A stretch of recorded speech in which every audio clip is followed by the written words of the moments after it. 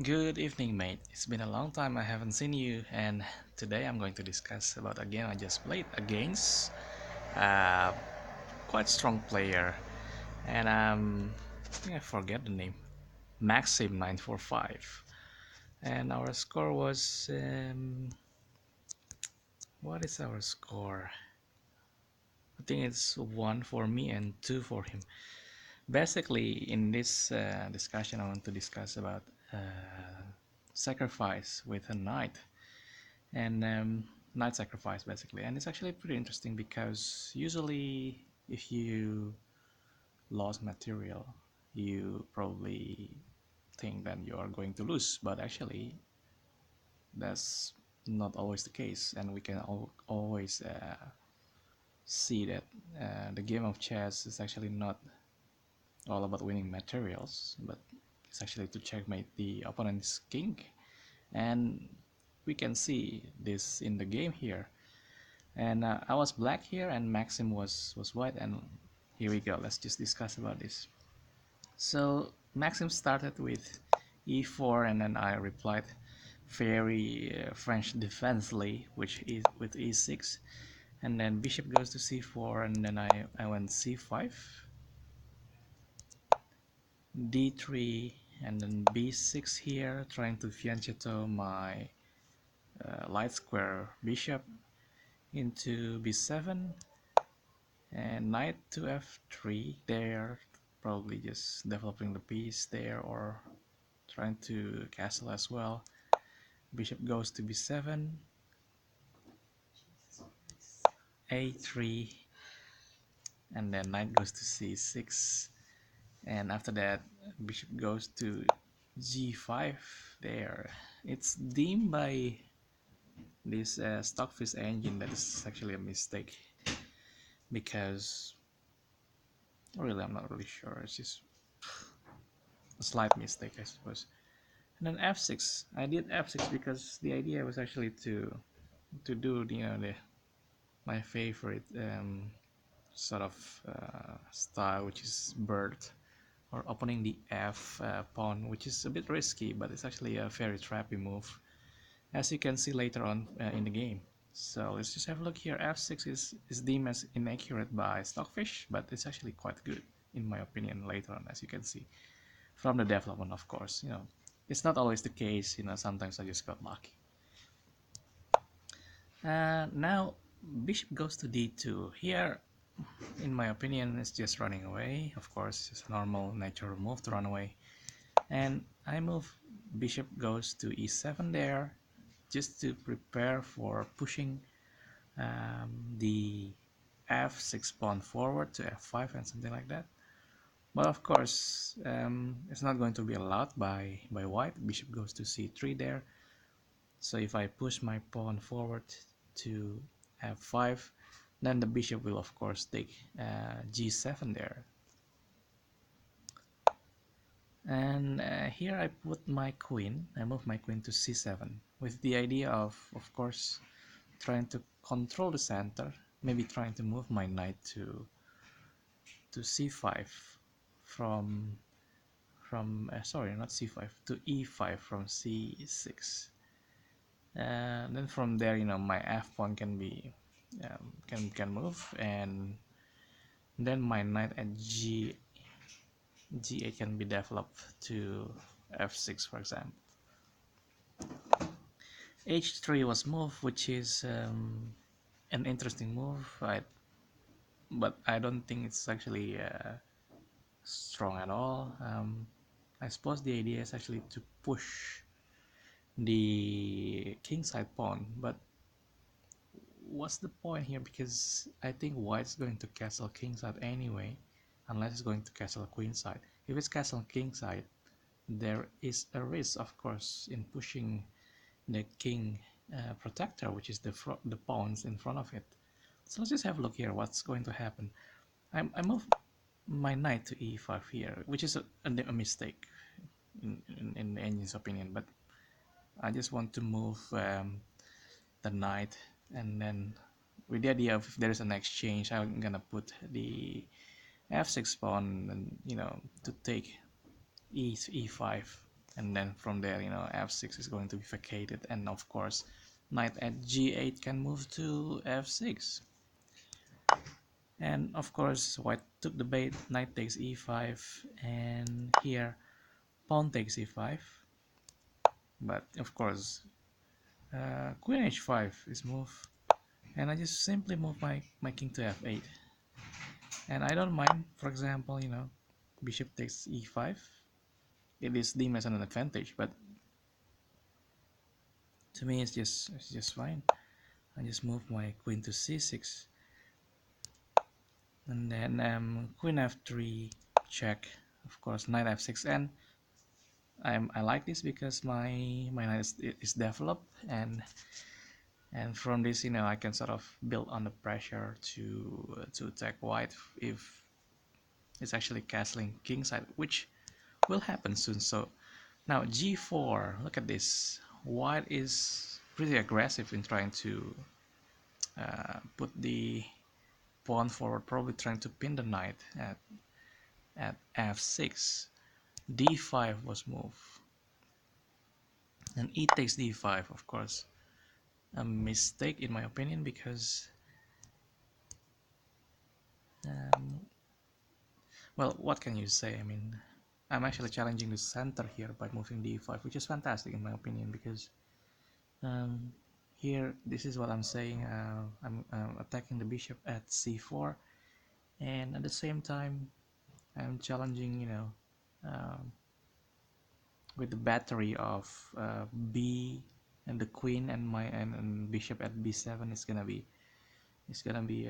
trying to attack the king side of white. So mm, you know as suggested by the engine here, as you can see in the diagram of the chessboard, you can see that the knight can be moved to c3 just to simply develop the knight, and of course vacating the back rank of white, so it can actually castle queenside for the king's safety's sake. But not sure if it's actually going to happen or not. So what happened here is actually white just took the challenge, so e takes d5, and here simply e takes d5, and then all I'm saying is actually um, hello, I'm challenging the bishop there, and bishop goes to a2, just trying to hide away.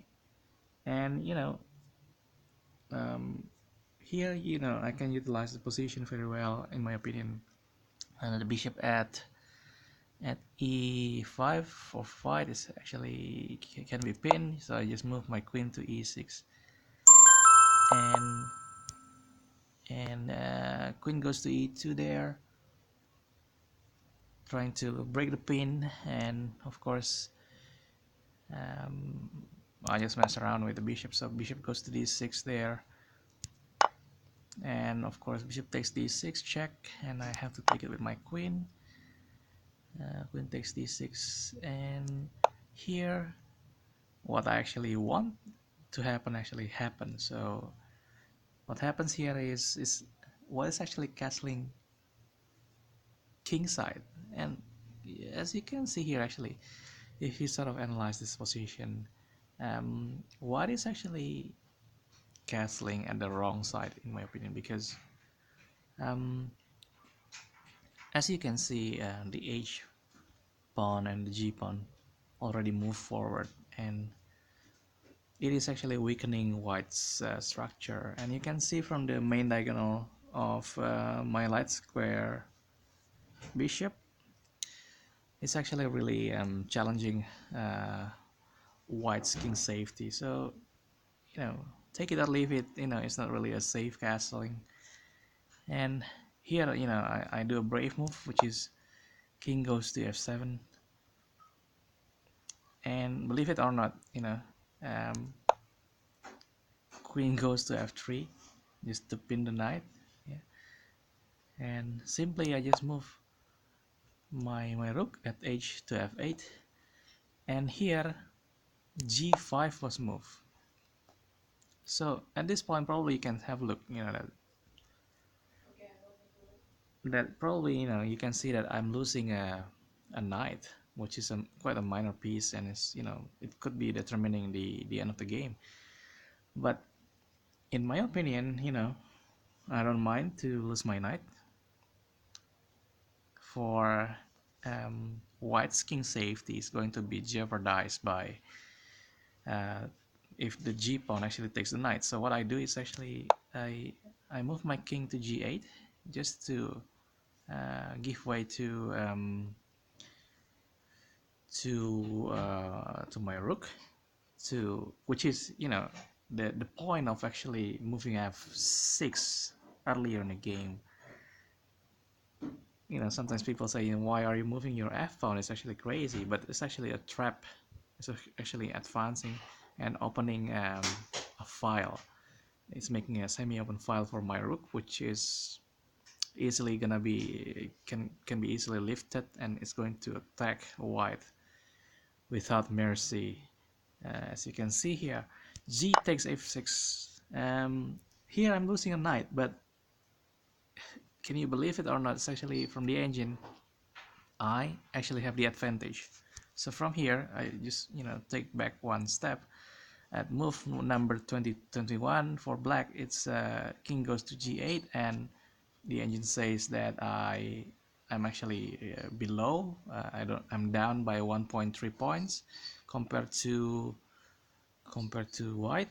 But once white actually took the knight, white's actually losing by almost 4 points, 4 points or whatever they say. So, you know, by losing my knight, I am actually winning. Can you believe it or not? It's called sacrifice. So here's the idea. As I can show you now, it's rook takes f6, and what can you spot from this position? So from this position, you can see that the g file is actually semi-open for me to take advantage of. And now by taking this pawn, all of a sudden white's queen have to move, and it's losing a tempo. So for example, it's actually, which is, you know, in the game, queen goes to e3, and of course what I do is actually utilize this position, rook g6 check. And where does the white's king moving? Where can it go? Where can the king move? It cannot move anywhere. It only has one option, which is king h1. And from here, I was thinking of probably, you know, breaking the pin of my pawn at this d5 by moving my king from g8 to somewhere else. And here I choose a very risky square, which is h8. I move my king to h8, and what is the threat that white is actually facing at the moment? Can you see? Well, the threat, you know, that I'm actually giving to white is actually to move the pawn at d5 to d4, and then all of a sudden it's actually a check, and almost a checkmate. You know, it has to be covered by probably the bishop or the queen, whatever it is, or the pawn. But it is a risky situation for white. So white is under a lot of pressure at the moment. My rook's actually guarding the g file, and then my queen is actually eyeing the the h sorry the what do you call it? The h2 pawn, sorry, the h2 square. And my bishop at b7 is actually trying to attack the king at h1. So now, you know, it's just because of a lot of pressure, just time to wait for white to make blunder. Actually, suggested by the engine here, you can see in the diagram that it's actually better to move d4 just to avoid my pawn to move d4. So, you know, you just move your d4 first. But here uh, white did a blunder, which is f3, and of course the idea is actually to try to cover the immediate d4, but you know, it's actually not not the right way, because from by moving f3 it's actually a checkmate in 4. Can you believe it or not? So I just utilize this opportunity, queen g3, and white basically cannot guard the king anymore. So it's checkmate in 3.